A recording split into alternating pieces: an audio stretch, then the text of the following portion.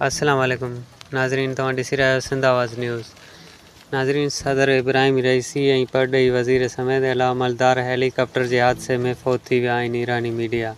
Iran जी सरकार media report ॾिनी आहे त सदर इब्राहिम रईसी, परॾेही वज़ीर हुसैन अब्दुल्लाहियान समेत अला अमलदार हेलीकॉप्टर जे हादसे में फ़ौत थी विया आहिनि। मीडिया रिपोर्टनि जी वधीक चयो आहे त ख़राब मौसम जे करे ओभर आज़रबाईजान जे सूबे में वर्ज़कान जे इलाइक़े जे वेझो हेलीकॉप्टर खे हादिसो पेश आयो।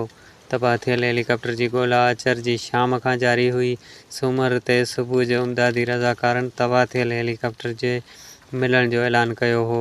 इन खां पोइ इहे रिपोर्टूं साम्हूं आयूं हुयूं त ओभर आज़रबाईजान सूबे जे ॾुखिये जाबलू इलाइक़नि जे सख़्त धुंध जे करे इमदादी कमनि में मुश्किलात पेश अची रही आहे।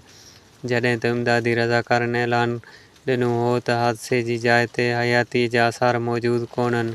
रिपोर्ट मुताबिक़ सदर समेत ॿियनि आला अमलदारनि खे आणींदड़ हेलीकॉप्टर हादिसे में पूरी रीति सड़ी चुको आहे। नाज़रीन, वधीक अपडेट ऐं बाख़बरनि लाइ ॾिसंदा रहो सिंध आवाज़ न्यूज़।